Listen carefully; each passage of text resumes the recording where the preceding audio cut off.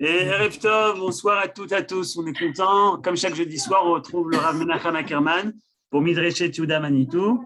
Et on va parler de Manitou, bien sûr, le titre que tu as choisi. On parle de Béchalach, la sortie d'Égypte, l'ouverture de la mer Rouge, et tu as choisi une formulation de Manitou.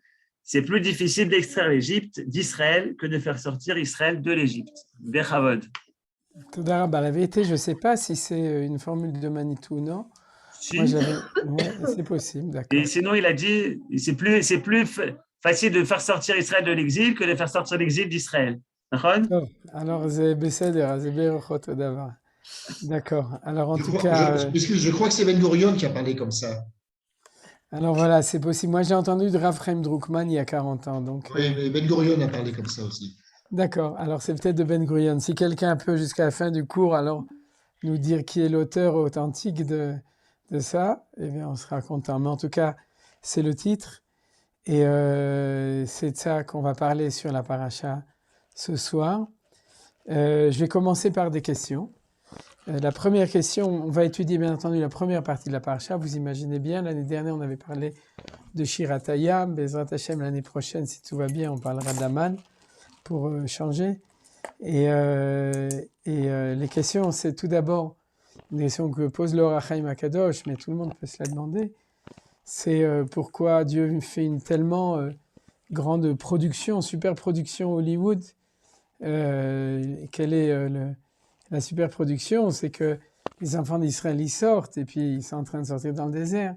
Et puis Akadosh Baruch Hu dit, V'yashuv v'yachanu al pi achirot, qu'ils fassent demi-tour. Et puis à ce moment-là, Pharaon, il va croire qu'ils sont perdus dans le désert, il va leur courir après, etc. Et grâce à ça, on va arriver au passage de la mer Rouge. Mais premièrement, on pouvait arriver au passage de la mer Rouge sans ça, peut-être. Dieu, il a toutes sortes de manières. Ou bien est-ce qu'on avait vraiment besoin du passage de la mer Rouge? La question classique que demande le Maharal, puisqu'on est sorti déjà après les 10 plaies, et c'était pas facile. C'est-à-dire, ça demandait beaucoup d'énergie. Alors pourquoi est-ce qu'on a besoin de faire un demi-tour et tout ça pour le passage de la mer Rouge? Donc c'est aussi, en fin de compte, toujours cette question de la relation entre la sortie d'Égypte et le passage de la mer Rouge. Au niveau du rituel, la sortie d'Égypte, c'est le premier jour de Pessah. Le passage de la mer Rouge, c'est le dernier jour de Pessah, c'est tous les deux des jours de Yom Tov, avec Chol HaMoed au milieu. Donc c'est clair qu'on vit chaque année cette relation entre deux fêtes, 2 jours fériés, avec le Chol HaMoed qui nous fait le lien entre les deux. La deuxième question que je vais demander, c'est une question, si vous voulez, on va tout de suite ouvrir le screen du coup, parce que cette question, il faut regarder Rashi. Alors, vous m'excusez toujours. J'ai un petit peu oublié de dire toutes les Agdashot, on va les regarder tout de suite au début, et puis après on passera à l'endroit. Le Nishmati Mimorati, Keren Batuela, le Inou, j'ai pas mis de virgule, mais je dois le signaler, j'imagine que pour une partie des gens, c'est quelqu'un qui est connu, le Nishmat Asher Segal, c'est le mari de Noémie Segal, la fille de Jacob Goldin et de Rachel Goldin, qui est niftera il y a 1 an, et son mari est niftar ce matin, ou hier matin. Donc chez Gam, il y a le Ilou Nishmato. Je ne sais pas si je ne crois pas qu'il est encore enterré, mais on peut quand même étudier le Ilou Nishmato. Et Refouat Kol Chole Amcha Israël Bamagefa de Chava Evelyn Esther Batsarami. Alors donc, la question suivante que je vais demander, je vais peut-être signaler, non, on va le lire dans Rashi, excusez-moi, du coup, on fait un peu de rouler le texte. Vous pourriez monter la voix, s'il vous plaît? Je veux bien essayer, mais c'est aussi un problème. Merci. Non, je suis à 100%. C'est plutôt un problème de les ramcolim. Je suis à 100%. Le problème, c'est que ma voix est peut-être pas super. Non, ça va, on entend. C'est très bien, Rab. Portez-vous. Toda Rabba. Je suis désolé. C'est pour ça que... Mais alors, il y a un Rashi. Voilà. Le Rashi, on ne va pas lire le Passouk, on va lire uniquement le Rashi, qui est important, qui dit comme ça, cela nous apprend qu'ici, quand qu'Israël était soumis à un jugement, serait-il sauvé ou périrait-il de la main des Égyptiens? C'est au moment où ils avaient la mer devant et les Égyptiens derrière. C'est un peu la scène la plus importante qu'on va étudier aujourd'hui. Alors, on nous dit on apprend d'un Malach Elohim, le fait qu'il y a marqué le nom de Elohim ici, dans ce passouk, Shayu Netunim Bedin, que Israël était mis en jugement. Et dans le jugement, le Midrash continue, Rashi nous le cite Bekitsur, en raccourci, il dit que les anges il y avait des anges accusateurs, ce qu'on appelle les Mekatregim, des anges comment ça s'appelle ça?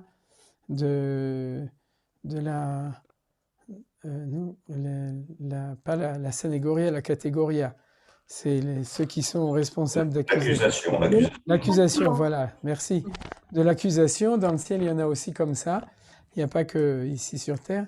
Et qui disait Manishtanu Elu Meelu. En quoi ceux-là sont-ils différents de ceux-là? C'est les Égyptiens des Hébreux. À la Louv de Avodazara, le Louv de Avodazara, ceux-là sont idolâtres, ceux-là sont idolâtres. Et a priori, on a l'habitude de comprendre que l'accusation, c'était parce que le niveau moral des Hébreux, qui était un niveau très bas, mais on ne comprend pas très bien parce que ce midrash-là va à l'encontre de toute l'histoire. Dans toute l'histoire, on voit très bien que Dieu il a l'intention de sortir les Hébreux d'Égypte.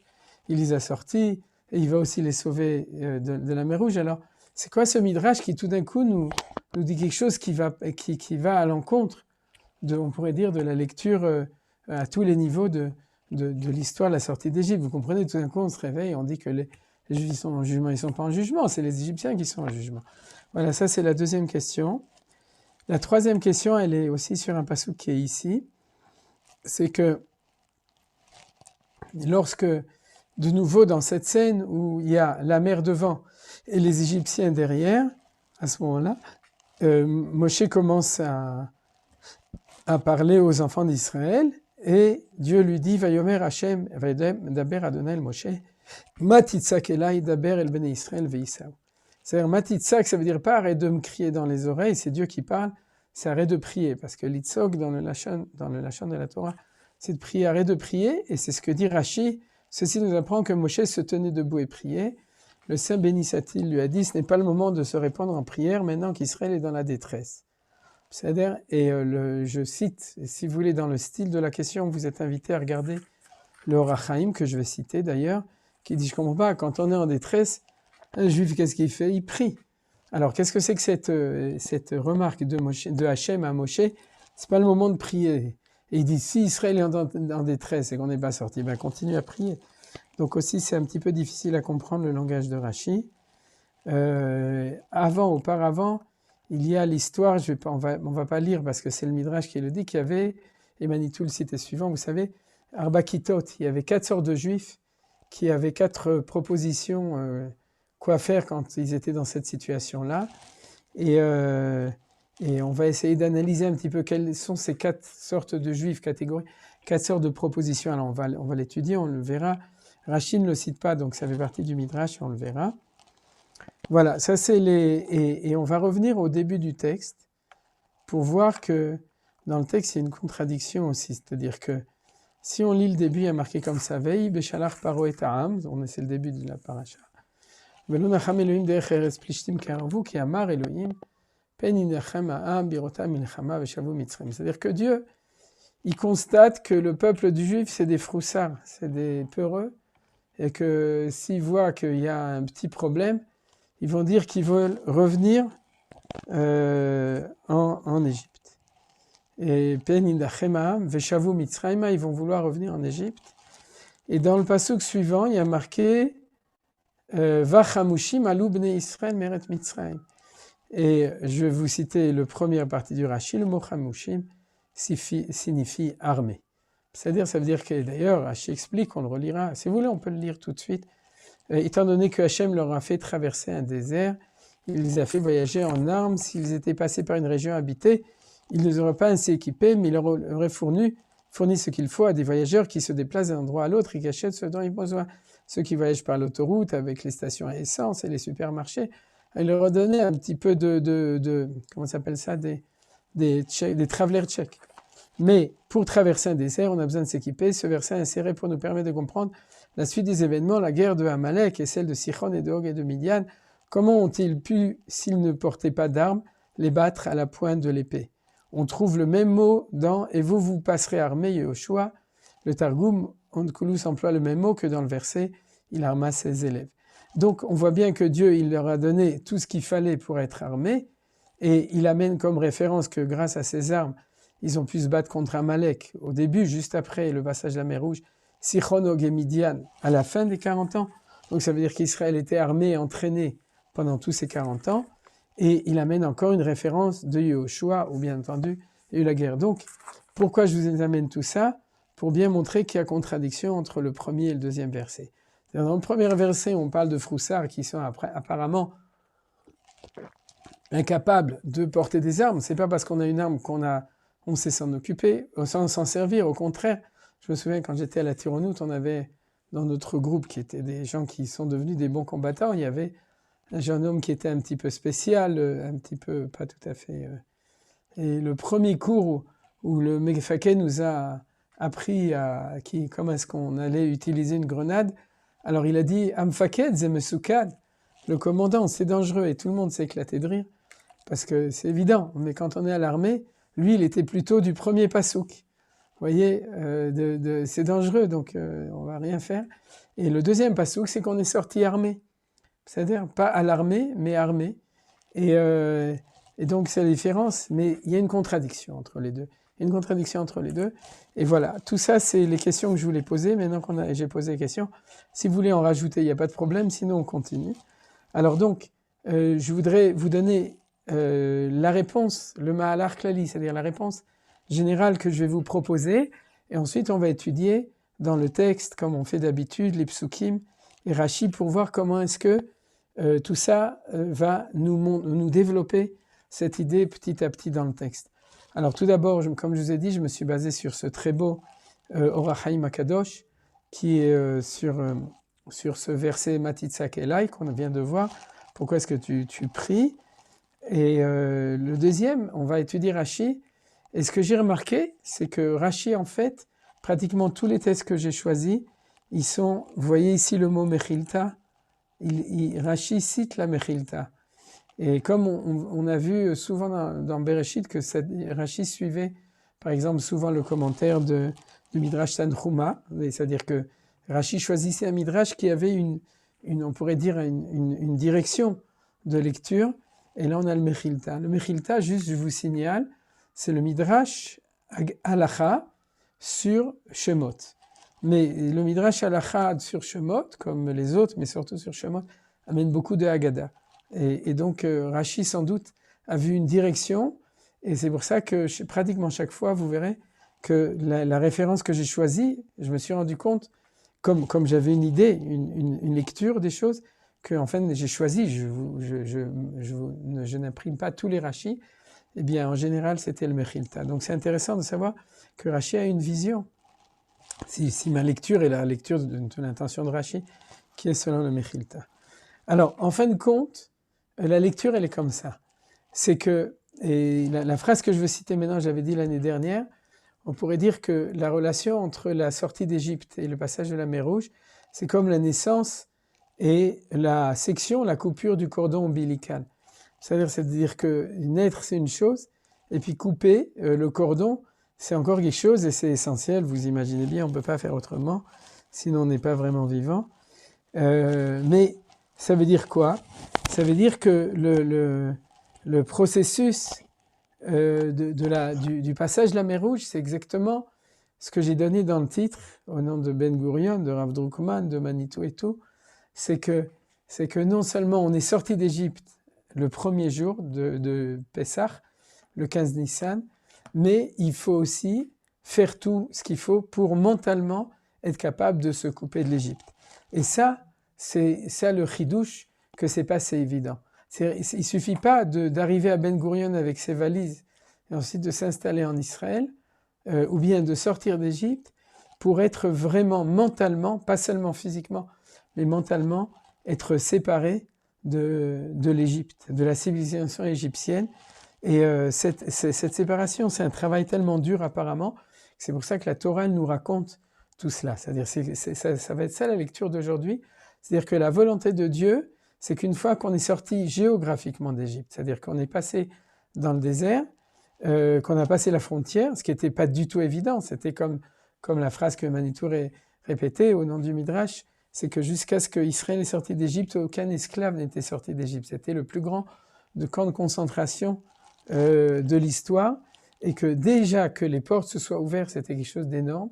Mais au-delà de ça, il faut aussi réussir à séparer le peuple juif de l'Égypte à l'intérieur de lui. Cette chose-là, on le voit apparaître, bien entendu, dans ce premier pasouk. Pen inachema birota milchama veshavu mitzrayma. On le voit aussi dans le pasouk justement sur les Arba Kitot, ces quatre groupes, puisque à ce moment-là, quand ils ont vu l'Égypte qui était derrière eux, Vayomru el Moshe ami belien kevarim bemitzrayim lekartanu lamud bamidbar mazot asita lanu lotzianu mitzrayim. Donc vous lisez en français pour ceux qui ont besoin. Alose adavar asher dibarnu elecha bemitzrayim lemor haddal mimenu vena'avda et mitzrayim ki tov lanu avod et mitzrayim imutanu bamidbar. C'est-à-dire que dans ces deux phrases-là, d'ailleurs dans cette phrase la kartan ou la mout, ami beli en kvarim bemitzrayim, je ne l'ai pas cité, mais c'est pratiquement le seul endroit dans le Tanakh que je connais ou de la Gemara où Rashi non seulement traduit un mot, mais il traduit une phrase entière en français. C'est pour faisance de non fosses, c'est-à-dire c'est parce qu'il manque de fosses en Égypte que tout nous a amené. C'est de l'ancien français, mais pour ceux qui aiment ça, c'est sympathique. Et alors ici, sur ce verset, qui dit on retourne en Égypte, Allo zadavar asher dibarnu lecha bemitzrayim les morts, c'était pas la peine. Il vaut mieux servir l'Égypte que de mourir dans le désert. Donc c'est le défaitisme de retourner en Égypte. Et regardez ce qu'il y a d'intéressant aussi, que dit Rashi, que nous te disions en Égypte. C'est-à-dire non seulement ils disent retournement, ils disent c'est ce qu'on t'a déjà dit. Ou l'on dit que Hachem regarde sur vous et qu'il juge. Yireh Hachem vishpot. Or là-bas, de nouveau le Mechilta, là-bas, Rashi nous dit que qui sont les gens qui ont dit ça? C'est Datan et Aviram. Alors il faut se souvenir, c'est dans Parashat Shemot. Ça veut dire quoi? Ça veut dire que Datan et Aviram, c'est toujours les mêmes. C'est ceux qui représentent cette phrase come back to Egypt. C'est-à-dire viens, on retourne en Égypte. Et Rashi le signale ici par le Mechilta que, en fin de compte, c'était le parti de Datan et Aviram qui représente. C'est des personnalités exemplaires, on pourrait dire, de cette tendance-là. Et dans la suite de la paracha, on le retrouve encore une fois. Donc vous voyez que dans cette paracha, c'est ici, lorsque dans le chapitre 16, ils arrivent au Midbar Sin, le 15 Iyar, Vayalinu, Vaylonu bnei adat Israël, al Moshe ve'Aaron bamidbar, vayomru alem bnei Israël, miten mutenu biyad Adonai beretz Mitzrayim, besheftenu al sir habasar, Bochlenu lechem la sova ki yotzetanu el hamidbar hazeh lamit et kol hakal hazeh berav. Bon, c'était les psukim qui ont précédé la manne, mais malgré tout, ils avaient à manger, nous disent nos sages, et dès qu'il y a un petit problème, alors come back to Egypt. Alors la première chose que les Juifs disent, c'est venez, on retourne en Égypte. Alors en fin de compte, ça veut dire quoi? Si on revient au tout début, ça veut dire que fondamentalement, c'est psukim, et puis il y a encore un pasuk que Rashi cite, qui est dans Parashat Beshalach, le Parashat d'Explorateur, Nit narosh venashuva mitzrayma, on le verra, il est là. Regardez, il est ici. Déjà, dans le chemin des tournées, ils ont dit, c'est-à-dire comme ils verront la guerre, comme celle de la question de la Malaké et le Knaani, descendirent les bâtir. Midbar, s'ils avaient emprunté la route directe, ils auraient rebroussé chemin. Déjà, en utilisant un chemin détourné, ils ont dit, donne-nous un chef et retournons en Égypte. Qu'aurait été s'ils avaient pris la route directe? Et ce passouk de nouveau du Mechilta, on le connaît très bien, c'est le passouk central de Parashat Shlach qui parle des explorateurs. Donc tout est lié en fin de compte. Là, il y a une lecture globale de tout le problème qu'il y a ici, puisque Rashi cite comme passouk central ce passouk retourné en Égypte de la Parashat des explorateurs. Alors, ce que je veux dire par là, c'est que, en fin de compte, mentalement, il y a une tension énorme à l'intérieur du peuple juif entre cette volonté de devenir libre que Dieu nous a donnée en cadeau au moment de la sortie d'Égypte, qui nous a dit à partir de maintenant, Alléluia Avdei Hashem velo Avdei Paro, vous pouvez louer Dieu parce que vous êtes serviteur de Dieu et non plus esclave de Pharaon. Et cette direction, c'est la direction de la promesse de ce que dit. Et puis l'autre, c'est celle qui est qu'on est, en fin de compte, on a le droit de vivre que si on est soumis à Pharaon et si on est lié avec la civilisation du temps, la civilisation égyptienne, l'empire égyptien. C'est-à-dire, est-ce que nous sommes vraiment capables de devenir nous-mêmes et d'être liés avec Akadosh Baruch Hu, ou est-ce que nous ne pensons que nous pouvons exister que si nous sommes liés avec les grandes puissances du temps, avec l'empire du temps, avec ceux qui font justement la pluie et le beau temps, mais pas le vrai beau temps, mais en tout cas, c'est ceux qui décident, c'est aussi la civilisation qui sait où est le bien de ce temps, et si on ne se fait pas référence à eux, alors on ne peut pas vraiment exister. Et vous comprenez très bien que cette dialectique, c'est une dialectique éternelle du temps de sortie de tous les exils. Et alors, on va recommencer par le premier pasouk, et je voudrais tout d'abord, on a déjà lu cela, et les rachis qui sont ici nous expliquent bien que cette peur de dire que dès qu'il y aura quelque chose, ils vont vouloir revenir en Égypte, il n'y a pas cette force. Maintenant, ce que nos chachamim nous font remarquer, c'est une des clés les plus importantes, c'est qu'il y a deux mots pour parler des Juifs qui sont le Ha'am et Béné Israël. C'est-à-dire, il y a Israël d'un côté et Ha'am de l'autre côté. Alors, d'après le Pshat, Ha'am et Béné Israël, d'après les commentateurs pashtanim, Béné Israël, c'est l'élite, et Ha'am, c'est le peuple, le bas peuple. C'est-à-dire que quand on dit Ha'am, dans tout le Tanakh, c'est que c'est le peuple nivellé par le bas. C'est ceux qui sont le peuple le plus simple. Et quand on parle d'Israël ou des Béné Israël, alors on parle du peuple quand il est dirigé par l'élite, c'est-à-dire celui qui est relié avec l'idéal d'être lié avec Akadosh Baruch Hu, avec la Torah, avec l'identité juive. Et quand on parle du peuple, c'est quand c'est nivelé par le bas. Et le Harizal, il va encore plus loin, et je le cite chaque fois, et d'autres aussi le citent.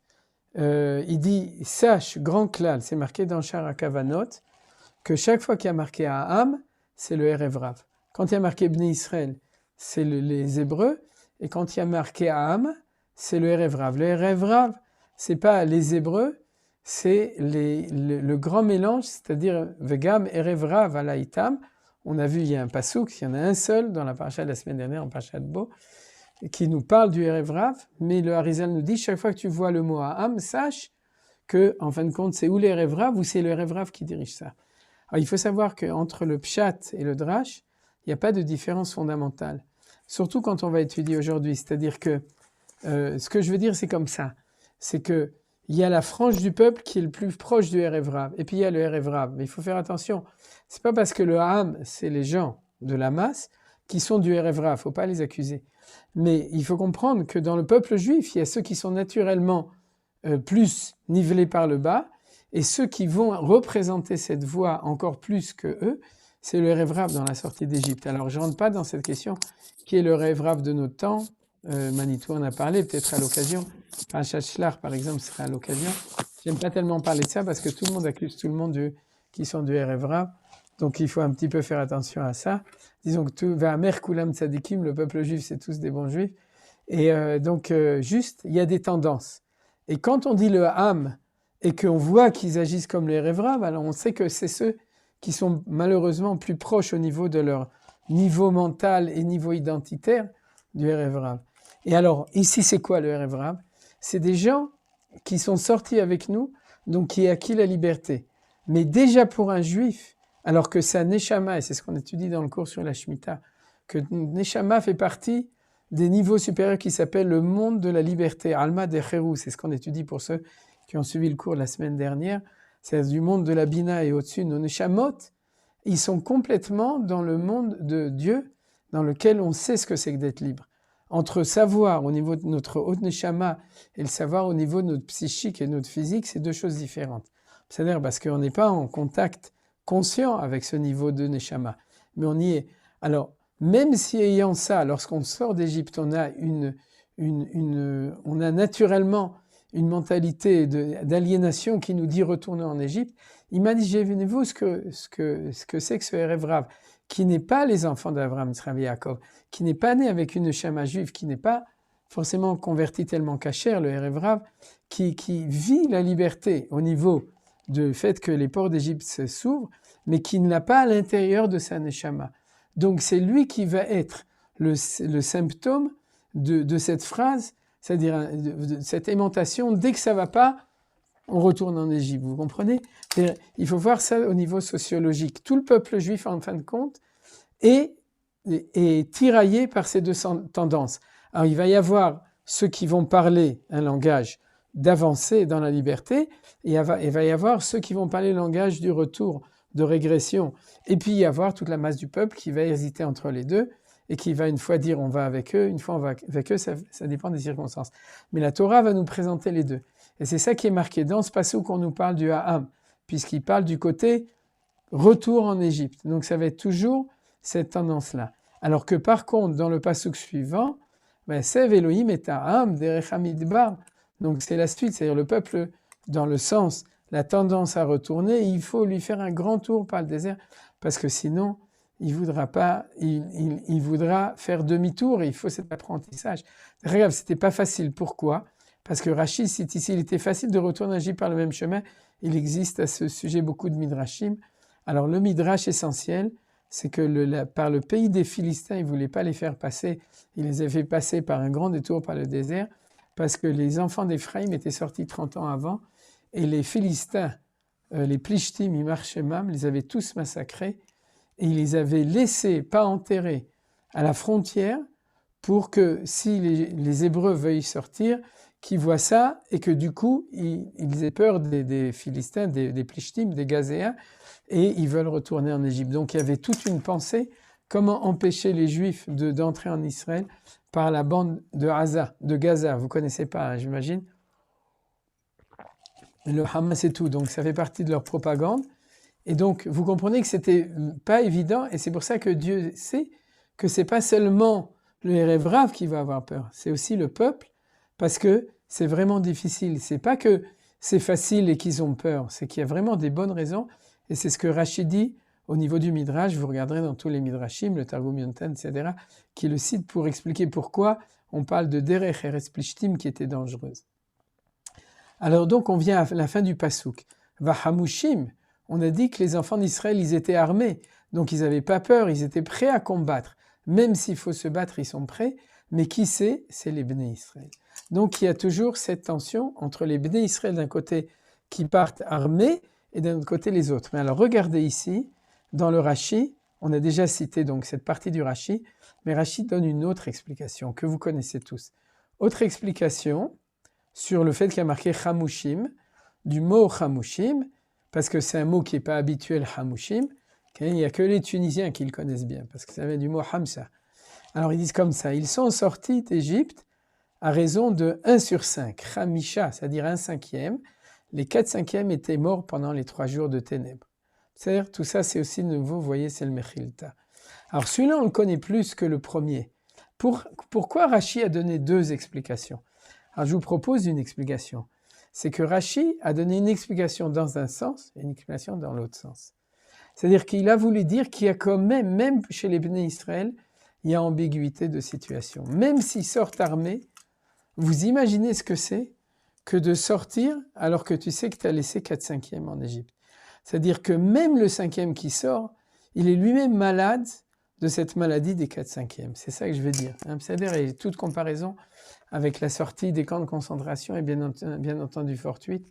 Vous savez que de notre temps aussi, il y a des proportions qui font penser à ça quand on a vu ce qui s'est passé après la Shoah, etc.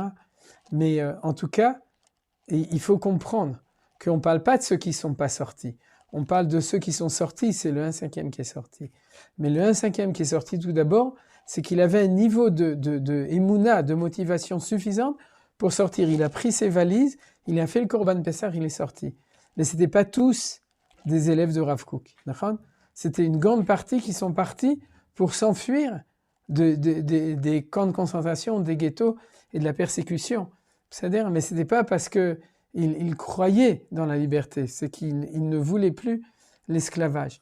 Et la preuve, c'est qu'on a vu qu'il y avait dans ce 1/5, il y avait Dathan et Aviram qui, lui, étaient ceux qui représentaient les porte-paroles de ceux qui sont toujours là pour dire « on retourne en Égypte ».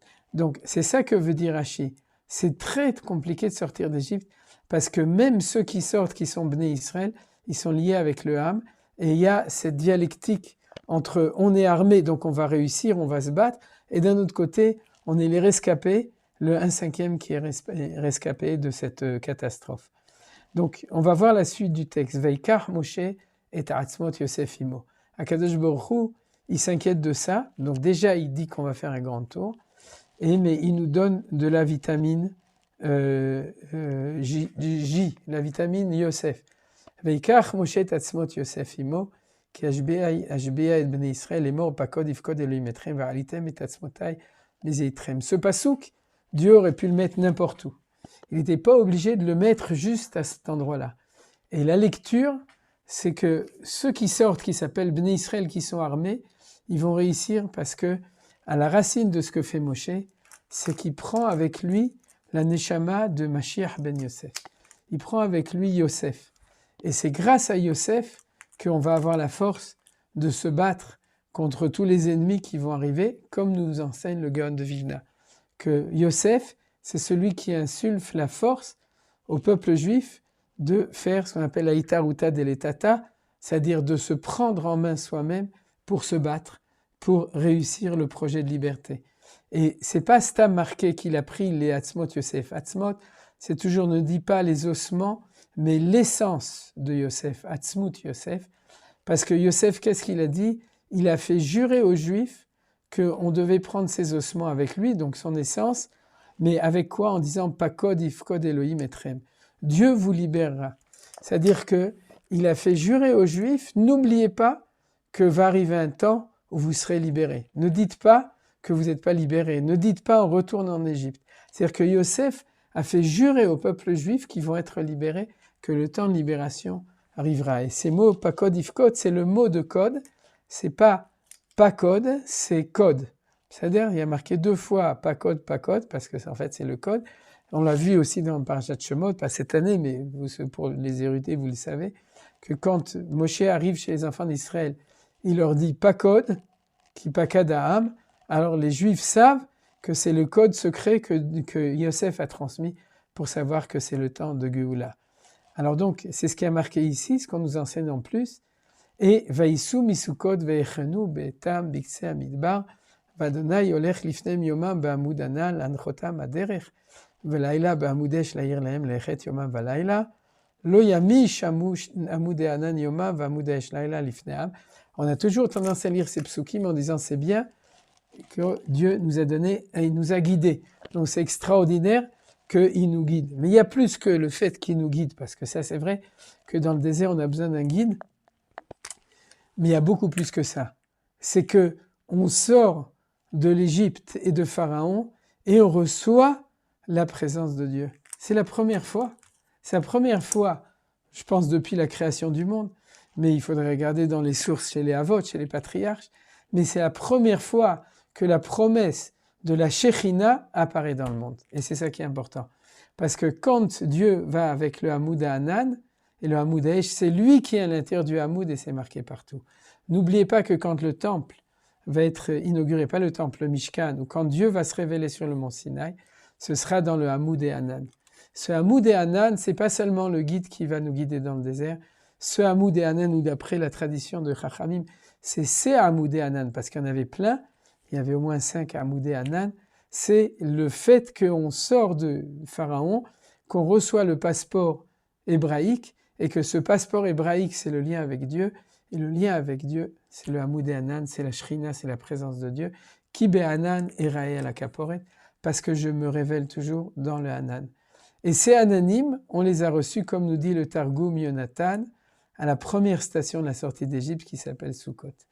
Et c'est d'ailleurs pour ça qu'à la fête de Sukkot, on fait des Sukkot, parce que c'est la raison pour laquelle elle s'appelle Sukkot, c'est justement parce qu'on l'a reçu, et c'est pour ça que dès qu'on sort d'Égypte, on reçoit les trucs, et c'est anonyme et c'est le nom de Sukkot. Alors vous voyez que tout ça, c'est l'infusion d'aide que Dieu nous donne pour que dans cette dialectique des deux directions, est-ce qu'on va aller en Égypte ou est-ce qu'on va aller en Israël, pour qu'on puisse réussir ça, parce que c'est pas du tout évident.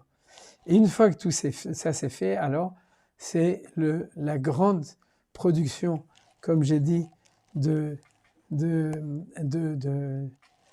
Oli Bet Hamikdash, de Hakadosh Baruch Hu qui dit V'yashuvu v'yachanu lifnei pi achirot ben migdol uven hayam lifnei Baal Tsefon yichechu tachanu al hayam. C'est-à-dire que Dieu, pour nous couper le cordon ombilical, nous met en situation absolue de tension insoutenable entre les deux pour que le choix s'est fait, se fasse définitivement, est-ce qu'on va en arrière ou est-ce qu'on va en avant. Et donc Dieu nous demande de retourner en arrière, et où est-ce qu'il nous met? Devant Pi Achirot, devant Baal Tsefon. Alors, est-ce qu'on est devant Pi Achirot ou bien est-ce qu'on est devant Baal Tsefon? Regardez ce que dit Rashi. Et de nouveau le Mechilta. Devant Pi Achirot, il s'agit de Pitom, Supra 11, appelé maintenant Pi Achirot, parce qu'ils étaient devenus des hommes libres. Bnei Chorin, ce sont deux rochers élevés abrupts, entre lesquels se trouve une vallée appelée Pi Selaim, ouverture des rochers. Donc il les a mis devant Pi Achirot, donc c'était l'ouverture de la liberté. Celle qui jusqu'à maintenant était la porte qui était fermée, Pitom, Tom ça veut dire fermé, et c'est devenu ouvert, donc Pi Achirot. Et devant Baal Tsefon, c'était la seule divinité restée intacte parmi toutes celles des Égyptiens, afin qu'ils soient induits en erreur et disent « redoutable est leur Dieu ». C'est ce qu'a commenté Iov, il égare les nations et leur cause leur perte. C'est-à-dire quoi? C'est-à-dire que comme Dieu a laissé un Baal d'Égypte, qui c'est Baal Tsefon, pour que les Égyptiens ne perdent pas le nord, et à ce moment-là, pour qu'ils croient qu'en fin de compte c'est le Baal Tsefon qui est plus fort que les Hébreux, et qui vont les gagner. C'est-à-dire que Dieu place les Hébreux en face de ces deux directions.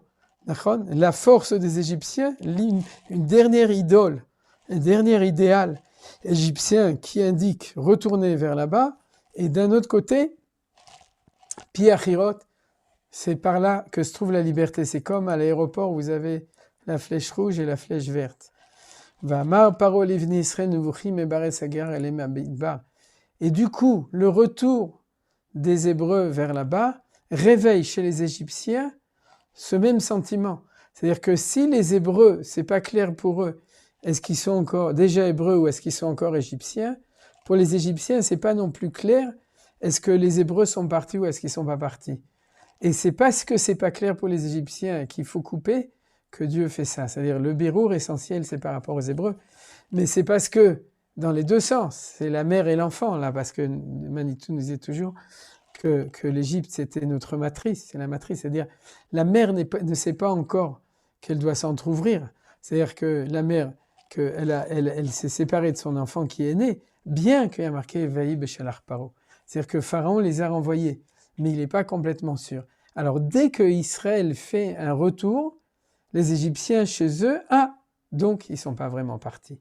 Ils sont encore avec nous, parce que jusqu'à maintenant, non. Et jusqu'à maintenant, c'est partez, et vous me bénirez, et prenez tout, etc. C'est-à-dire, il y avait cette espèce de happy end, on aurait pu croire que tout se passe bien, mais il y a quand même quelque chose, c'est-à-dire, v'chizaktet lef paro v'rada v'kavta b'faro v'chol chelo, v'yadou v'yugal melech mitzrayim ki barach ha'am, v'yafech levav paro v'ada v'la'am. C'est-à-dire, le cœur s'est retourné vers le peuple, on pourrait dire même qu'il s'est retourné positivement.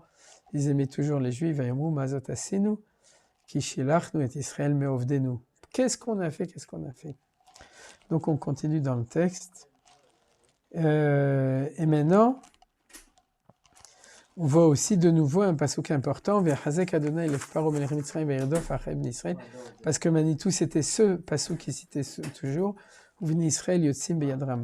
c'est que les enfants d'Israël sortaient Beyadrama, triomphant, comme dit Rashi, avec force, avec hauteur et à découvert. Beresh Galé, dans le Targum de Onkelos, c'est-à-dire que quand on parle des Bnei Israël, il n'y a pas de peur. C'est-à-dire, ils sortent Beyadrama, et donc c'est parce qu'ils étaient Chamushim, eux ils sont armés, ils ont leur Uzi Vezimratia Vailishua, le Uzi, vous connaissez, qu'on dit dans la Shiratayam, qui est Uzi Vezimratia, Et donc, c'est pour ça qu'ils sortent du Yadrama, c'est nouveau cette tension. וירדופו מצרים אחריהם, וישיגו אותם חונים על הים, כל סוס רכב פרעה, וברשע וחילו על פי החירות לפני בעל צפון. Donc de nouveau à cet endroit où il y a cette dialectique, cette diatribe, où Pharaon écrit, ויסעו בני ישראל את עיניהם, והנה מצרים נוסע אחריהם, ויראו מאוד ויצעקו בני ישראל אל אדוני. Donc il y a un espoir. Quel est l'espoir? C'est que les Bnei Israël, de nouveau, il faut le souligner de nouveau, les Bnei Israël, puisque c'est toujours le Ham devant les Bnei Israël, mais les Bnei Israël, Vaïtsakou. Alors on a déjà vu Vaïtsakou, c'est quoi? C'est pas qu'ils ont crié comme on croit d'habitude. Voilà, traduction, fausse traduction. Jetèrent des cris vers l'Éternel. Nahon, non, ils prièrent vers l'Éternel. J'espère qu'on est en français, ouais. Prière.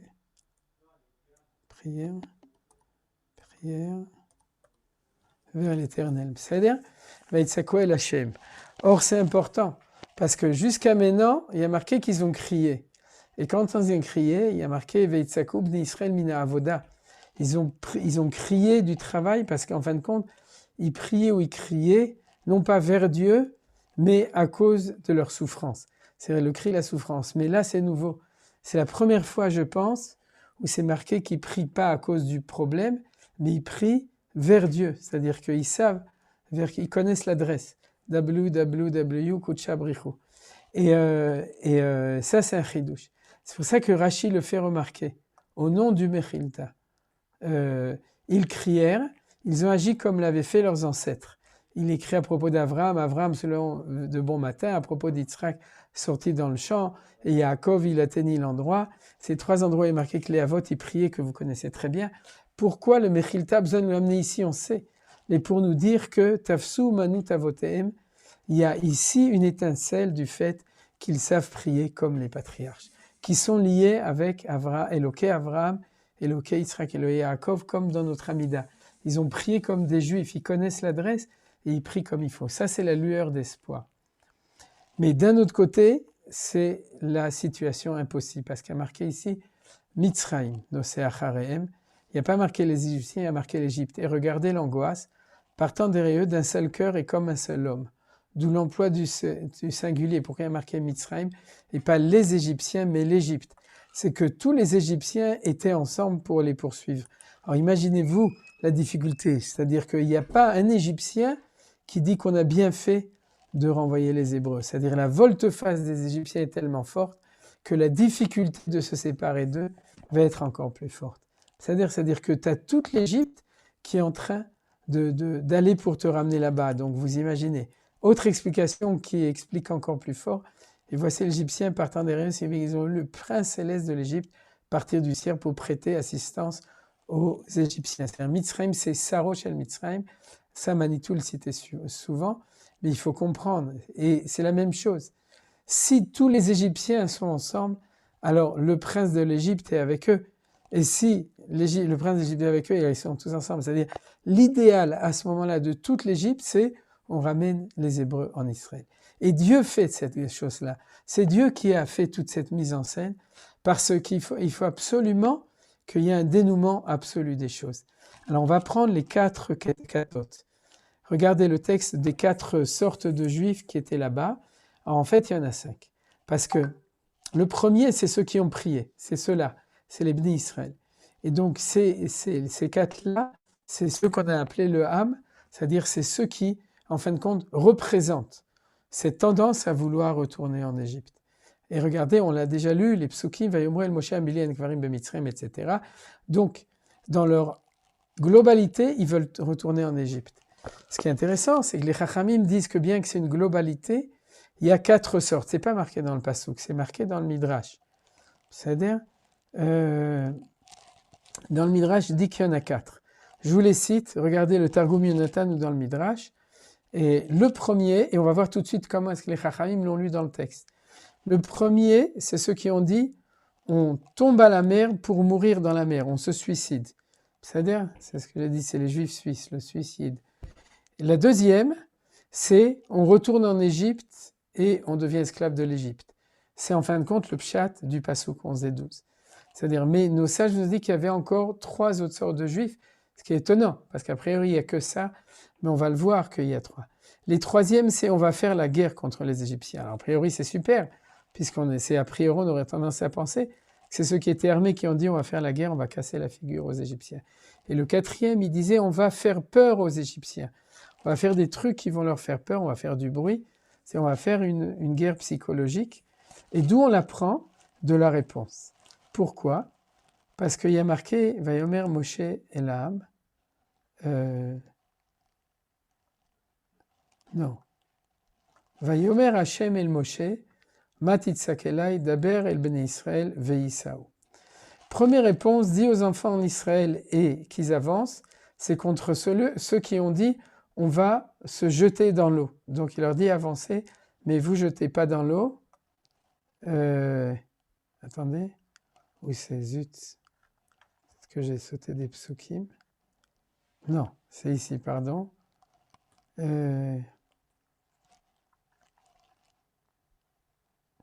Voilà.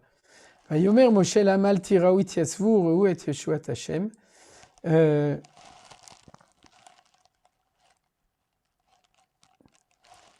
Ouais, voilà, c'est ça.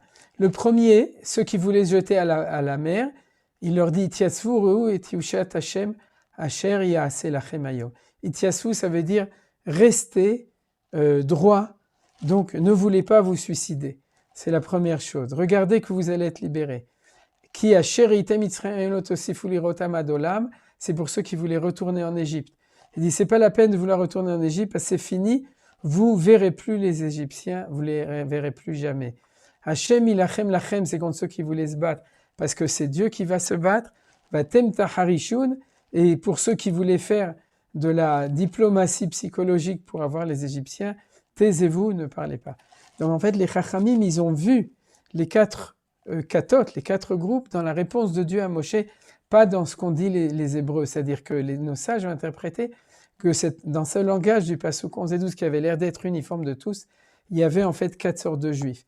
Mais ce que je vais vous dire au niveau de l'explication, c'est qu'aucun des 4 n'était bien. C'est-à-dire tous les 4, ils correspondent au Erev Rav ou au Ham, c'est-à-dire à ceux qui sont incapables de vouloir se battre avec les Égyptiens. Parce que les 2 premiers, c'est évident, c'est les suicidaires ou les réfractaires, ceux qui veulent revenir. Et les 2 autres, c'est qui veulent se battre. Mais si tu gagnes la guerre, en hébreu, se battre, on appelle ça kishre milchama. Kesher, c'est le lien. C'est-à-dire, une fois que tu as gagné la guerre, tu as conquis l'Égypte. Et nous dit le Rav Kook, quand tu conquis un peuple, c'est lui qui t'a conquis, c'est-à-dire tu l'as englobé en toi. Et si jamais tu fais de la guerre psychologique contre eux, c'est aussi une manière de vouloir, même par le combat, rester avec eux.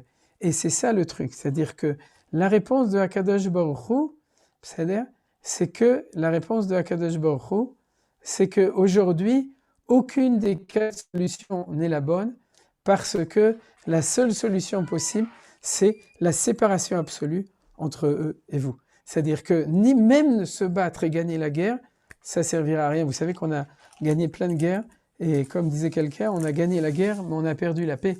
C'est-à-dire qu'une fois qu'on a gagné la guerre, il faut savoir ce qu'on en fait de la victoire.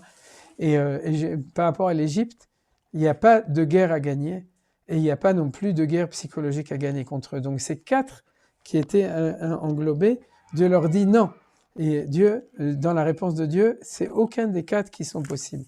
Alors, quelle est la bonne réponse? On arrive à la question qu'on a vue sur Matitzakelai Daber el Bnei Israël Visaou. Et c'est là que j'ai vous citer le Or HaChaim HaKadosh extraordinaire. Mais tout d'abord, on va lire le Rashi, parle aux enfants d'Israël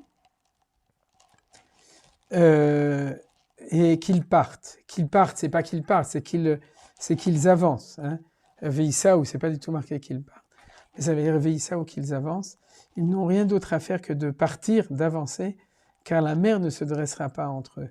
Le mérite de leur père et eux et la foi qu'ils m'ont vouée en quittant, à Emouna, l'Égypte suffiront pour ouvrir la mer. Or nous dit le Or HaChaim HaKadosh, une explication extraordinaire qui est exactement dans le sens du cours aujourd'hui, et on pourrait dire c'est la conclusion du cours. C'est que le Or HaChaim reprend la question qu'on a posée au début, comment ça se fait que le peuple juif était en situation de jugement à ce moment-là, alors qu'au contraire, il aurait dû être en situation où Dieu veut les sauver un maximum, puisqu'ils sont dans la situation la plus difficile. Et aussi, pourquoi est-ce que Moshe ne doit pas prier à ce moment-là, alors que on prie quand on est en détresse? Donc il aurait dû prier. Pourquoi Dieu lui dit de ne pas prier? Alors, il explique les choses de cette manière. Et Manitou l'expliquait aussi, mais avec une nuance un petit peu différente du Or HaChaim HaKadosh. L'enseignement de Manitou, vous le connaissez. En tout cas, pour ceux qui veulent, vous pouvez le trouver dans les cours oraux ou écrits. Ce que dit le Or HaChaim HaKadosh, c'est que le din, c'est ce que j'ai enseigné aujourd'hui. Ce qu'Israël était Netunim Badin, pas parce qu'ils étaient aux 49 portes de l'impureté, parce qu'ils étaient dans la Avodah Zara. C'est quand les anges disent « eux font Avodah Zara, eux font Avodah Zara », c'est que c'est un autre langage. C'est qu'ils disent « est-ce que je peux les sauver ?» alors que fondamentalement, ils sont à moitié égyptiens et à moitié hébreux. C'est qu'ils ont deux passeports. Ils ont un passeport égyptien et un passeport hébreu.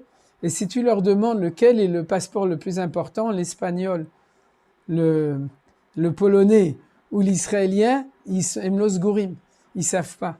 Ils sont pas sûrs que lequel des deux va les sauver en situation de danger. Est-ce que c'est celui-là ou celui-là qui est le passeport qui leur a garanti leur avenir et celui qui leur garantit leur passé et leur passif, et que de ce point de vue-là, c'était ça le kitroug. Ceux-là sont égyptiens, ceux-là sont hébreux, on n'est pas sûr. C'est-à-dire que Dieu veut amener le peuple juif à ce que ce soit clair.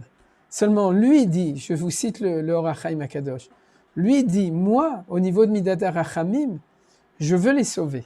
Parce que c'est ça l'histoire. Je vous ai sorti d'Égypte. Je veux que vous sortiez d'Égypte. Mais pour que ça puisse être possible, il faut qu'il y ait un acte de la part du peuple juif qui décide, est-ce qu'il va aller en arrière du côté des Égyptiens ou est-ce qu'il va aller en avant du côté de la mer? Parce que les deux sont impossibles. Il y a un dénouement impossible. C'est-à-dire, si tu vas en arrière, tu crèves. Si tu vas en avant, tu crèves. Mais l'un, c'est la mort du retour en arrière de l'histoire, vous comprenez? C'est-à-dire du rétrograde de ce qu'on appelle le sir abassar, c'est-à-dire le sire. En France, on avait des sires, c'est-à-dire des ducs, des sires, des comtes, etc. C'est-à-dire, et est-ce qu'on va retourner névrotiquement vers la civilisation du passé qui était notre garantie identitaire parce qu'on avait fini par être soumis mentalement à toutes les civilisations dans lesquelles on est? C'est une possibilité mortuaire. Ou est-ce qu'on va aller de l'avant? Et là-bas aussi, c'est dangereux. C'est même impossible, a priori, la mer, elle est fermée. Eh bien, qu'est-ce qu'on va faire? Et Dieu dit à Moshe Rabbeinu, ça sert à rien que tu pries. Parce que prier, si on veut réveiller maintenant, je vous ai amené moi-même dans cette situation où ce qu'il faut, c'est que vous décidiez dans quelle direction vous allez. Et c'est celui qui avancera vers la mer pour entrouvrir la mer qui fera que la mer va s'entrouvrir parce qu'il donnera un rajout de mérite. Mais pas un rajout de mérite parce qu'il aura mis les tefilines et qu'il aura fait une fila. Un rajout de mérite dans le sens de l'histoire. C'est-à-dire, au lieu d'aller en arrière, il va aller en avant. Et il va faire cet acte qui fait que la mer pourra s'ouvrir. Et que à ce moment-là, comme dit le Or HaChaim HaKadosh, tu pourras mettre ton bâton pour faire entrouvrir la mer. Parce que le Or HaChaim HaKadosh fait remarquer que Daber el Bnei Israël Veisaou précède Harem et Matra. On croit toujours que, on ne sait pas tellement, est-ce que c'est Moshe qui a d'abord frappé l'eau et qu'elle s'est entrouverte, et après Narshon ben Minadav qui a sauté à l'eau? C'est pas clair, il y a contradiction, et il y a de quoi se demander. Mais le Or HaChaim HaKadosh dit, regarde l'ordre. Tout d'abord que Narshon rentre dans l'eau. Si c'est pas Narshon, c'est un autre. Mais nos sages nous disent que c'était Narshon qui a fait cet acte de rentrer dans l'eau. Et quand il est rentré dans l'eau s'est pas ouverte tout de suite. Elle s'est ouverte que quand il a eu l'eau jusqu'ici et qu'il a dit Oshia Hashem ki igiu ma'imad nafesh, comme dit le Midrash. C'est-à-dire que quand l'eau est arrivée jusqu'à l'endroit où sinon il coulait, alors Hashem il a dit c'est pas grave, c'est cool, on va t'ouvrir la mer. Et à ce moment-là, la mer s'est entrouverte et c'est après que Dieu a dit maintenant tu peux frapper la mer. Parce que c'était ça ce sens. On se dit c'est quoi? Un archon, une personne qui rentre de l'eau et c'est tout? Oui, c'est tout. Parce que il représentait pas sa volonté à lui. Il a représenté ce que Dieu voulait depuis le début de la paracha. Cet acte, plus que symbolique, parce que c'était symbolique dans le sens où c'était une personne, mais il a suffi de cela pour savoir qu'à partir de ce moment-là, il y avait une décision du peuple juif, quelles que soient les difficultés antérieures et postérieures pour cela, mais il y avait ce que Dieu voulait. Que cette décision de savoir, est-ce que tu vas en avant ou est-ce que tu vas en arrière, eh bien on va en avant. Et cet acte-là, c'est ça qui a fait que le peuple juif, que la mer s'est entrouverte, qu'on a passé la mer, que les Égyptiens sont morts dans la mer, donc il y a une séparation de facto entre nous et eux, et qui a fait que pour toute l'histoire, eh bien, on sait qu'il y a cette promesse que cette libération, comme on a dit au début dans le titre, c'est pas seulement Israël qui sort d'Égypte, mais c'est aussi ce que Dieu fait, il travaille dur pour ça, pour arriver à extraire l'Égypte d'Israël. Alors, on va terminer l'étude, bien qu'il est déjà à 20h, 20h01 sur l'ordinateur, pour reprendre un très beau enseignement de nos sages, David Anirchev, Sagartet Adelet, de nos sages qui disent qu'il y a 3 versets qui sont extrêmement importants, qui sont les versets qui, si vous voulez, il y a Lopatarta David Makara, Imapo, oh Moshe Yehuda, si vous voulez, il y a 3 choses. Il y a la chose la plus importante, c'est d'Aber el Bnei Israël Veïsaou. Il y a l'acte de Nachshon ben Aminadav qui est représentatif de la volonté de tout le peuple juif. Ensuite, il y a l'acte de Moshe Rabbeinu qui est Shaliach de Hachem et qui fait ce qu'il faut pour entrouvrir la mer. Et ensuite, il y a l'acte de Hachem lui-même qui crée de facto cette séparation. C'est ces 3 versets célèbres. Vaïssa malach Elohim haolech lifnei machane Israël ve'elech me'achareim. Vaïssa amudei anan mipneim vayamod me'achareim. Or ici, le amudei anan, c'est Kadosh Baruch Hu lui-même qui est dedans, comme vous le voyez. Sauf que c'était Elohim pour nous rappeler qu'il y avait ce din dont on a déjà parlé. Et c'est lui qui fait cette séparation définitive entre eux et entre nous, parce qu'on a décidé de le faire, parce que Nachshon est prêt à avancer. Et à ce moment-là, l'ange lui-même le consacre. Vayavo ben machane Mitzrayim ben machane Israël, vayenan vachoshech vayeret alayla ve'lo karav zekol alayla. Deuxième point, c'est qu'il y a cette lumière et cette obscurité, c'est le Hamoudé Haesh qui se sépare pour qu'ils ne se rapprochent pas l'un de l'autre. Vayet Moshe et yado el hayam, velech Adonai et hayam bo'ar kadim aza kol alayla, vasem et hayam lecharaba, vaybaku hamayim. Or, ces 3 psukim, je vous l'avais déjà cité, ces 3 psukim qui ont tous les 3 72 lettres. 3 psukim dans la Torah l'un à côté de l'autre, qui ont tous les 3 72 lettres. Et ça, c'est quelque chose d'exceptionnel.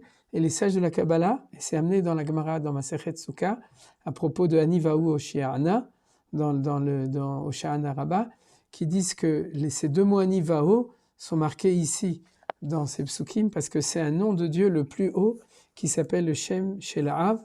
Le nom de 72 lettres, c'est le nom, c'est de la Kabbalah, c'est un des noms de Dieu, c'est un des noms les plus grands, les plus hauts, qui a 72 lettres, et ici 72 fois 3 lettres, c'est-à-dire 312 combinaisons d'une lettre du premier passouk, d'une lettre du deuxième passouk, lettre du troisième passouk, et deux de ces 72 combinaisons, c'est Aleph Nun Yud Ani, et l'autre c'est Vahu, c'est d'ailleurs la plus importante, c'est la première lettre du premier, c'est la dernière lettre du deuxième, et c'est la troisième lettre du premier, et ça s'explique de manière très jolie.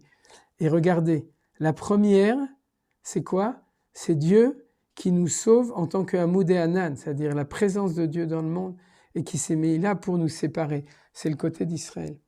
La deuxième, c'est le Hamoudé Haesh qui, même dans la nuit de l'exil, nous garantit qu'à partir du moment où cette séparation définitive entre Israël et l'Égypte va être faite, fait que même quand on sera en galoute, au plus profond de la galoute, il y aura toujours ce Hamoudé Anan pour dire que Velo Karav Zehelze, que le peuple juif et les autres nations ne pourront jamais avoir une emprise totale pour nous. Velo Karav Zehelze Kol Alayla, c'est la lumière dans la nuit, qui est la promesse que cette séparation est définitive même dans les temps d'exil. Celle-là, c'est le temps de Géoula du côté de Dieu, et le troisième, c'est celui du peuple juif, c'est-à-dire les 2 du côté de Dieu, et l'un du côté du peuple juif, et Moshe Yado El Hayam, Vaebaku Hamayim. Et grâce à cette chose-là, cet événement extraordinaire et cette séparation qui a été consacrée par Dieu, Vaebaku Hamayim, définitivement, pour toute notre histoire, les eaux se sont entr'ouvertes. Zéro. Donc, si vous avez des questions, je suis désolé pour la voix enrouée, mais Baruch Hashem, j'ai réussi à finir le cours jusqu'à la fin. Toda, merci beaucoup pour l'effort de donner cours malgré. Non, on a encore les questions. Ça, c'est Vaïtsakou Bnei Israël, hein, vous avez entendu. Voilà, c'est ça. Mais Chavod pour les questions. Menachem, j'ai une question. Je suis désolée de te prendre du temps, mais j'ai une question. À un moment, j'ai eu Michel, et à Dani l'impression, après.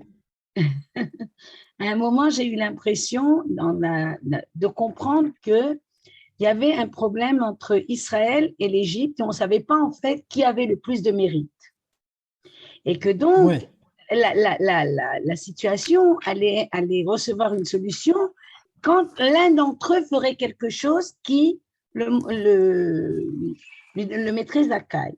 Or, moi, il y a une chose qui me travaille énormément. Les Bnei Israël ont reçu une promesse, les Bnei Israël ont reçu une promesse de revenir en Eretz Israël, pas les Mitzrayim. L'Égypte n'a jamais reçu cette promesse. Ce qu'on sort, c'est le Bnei Israël, c'est pas l'Égypte. Alors là, j'arrive pas à comprendre pourquoi ils sont en rivalité. Alors voilà, c'est pour ça que j'ai donné un autre pérouche que le tien. C'est-à-dire, le pérouche que tu donnes, c'est le pérouche classique où on se demande si Israël est plus méritant que les Égyptiens parce qu'à la loi Avdei Hazara, les lois Avdei Hazara. Si tu veux, c'est le pérouche classique. Et dans le cours d'aujourd'hui, justement, j'ai donné un autre pérouche. Et c'est en ça qu'il répond à la question, parce que ta question, c'est aussi ma question. C'est que c'est pas du tout qu'à aucun moment, Akadosh Baruch Hu pense que les Égyptiens sont méritants. Les Égyptiens, ils doivent couler. Et les Hébreux sont 100% méritants. Le seul problème, c'est est-ce que Israël est capable de couper le cordon ombilical? Et tant qu'ils l'ont pas coupé, le kitroug, c'est que les anges, Mekatregim, c'est-à-dire les anges qui disent, ils disent, tu me parles du peuple juif qui est juif ou hébreu, mais moi je vois des Égyptiens. Tu comprends?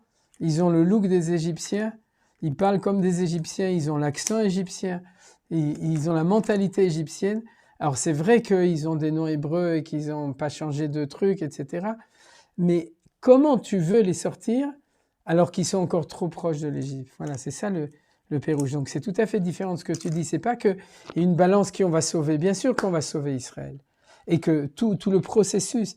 Mais il faut juste que tout ça soit fait pour que Dieu puisse sauver l'Israël qui a décidé qu'il est Israël.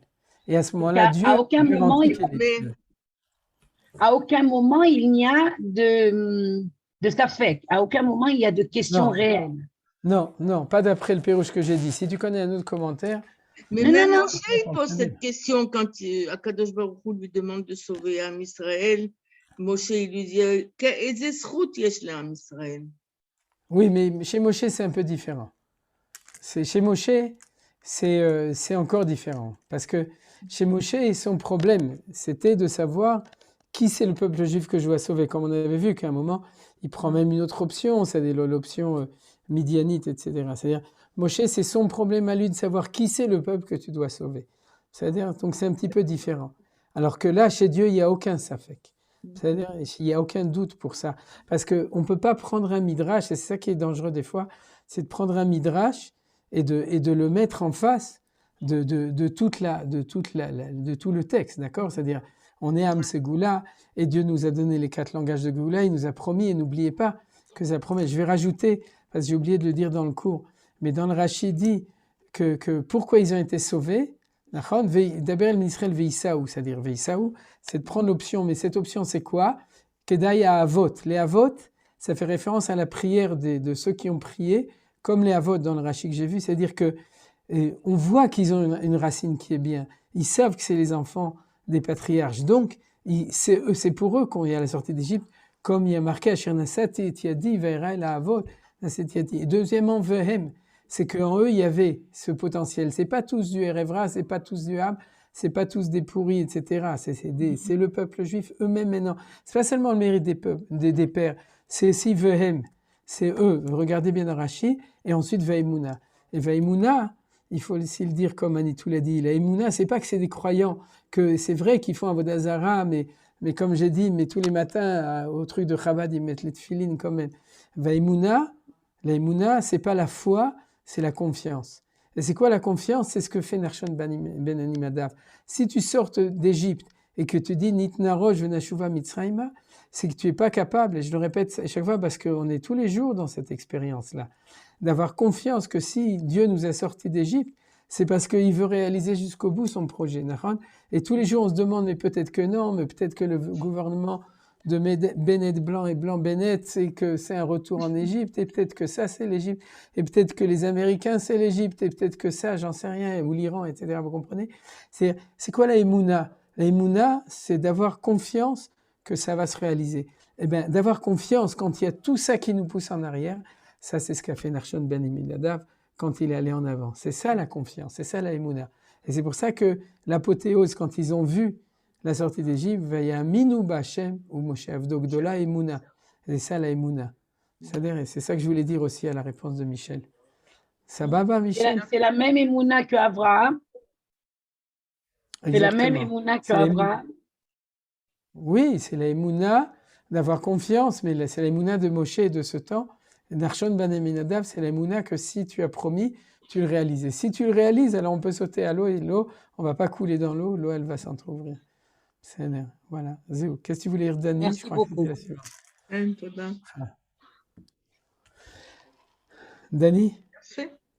Ouais, et ça m'a fait penser un peu à la tchouva, à la façon dont, vers la fin, tu dis faites quelque chose et je vais vous sauver, de toute façon, je vais vous sauver. Et la tchouva, c'est un peu comme ça aussi, non? Pitrouli, Ishar. Oui. Nachon. Que Pitro shel Machat ve'Iftach Chem Petach que Petach shel Ulam. Nachon. C'est-à-dire que là, je crois que c'est très bête de ce point de vue-là. Oui, ta comparaison, elle est jolie parce que on dit ouvrez-moi une toute petite ouverture et c'est souvent ça qui ouvre. C'est pour ça que Manitou, il disait toujours que les Chaloutzim, on appelait aussi les Narchonim. Mais vous vous souvenez que pour ouvrir la brèche en 48 pour monter à Jérusalem, comment il s'appelait? Mifta Narshon. Vous vous souvenez? Voilà. Quand on pense en 48, ce fait que c'était impensable que Jérusalem faisait pas partie, parce que le processus de Géoula ne pouvait pas s'arrêter à Tel Aviv, Netanya et Haïfa. Il fallait qu'il y ait Jérusalem. Merci.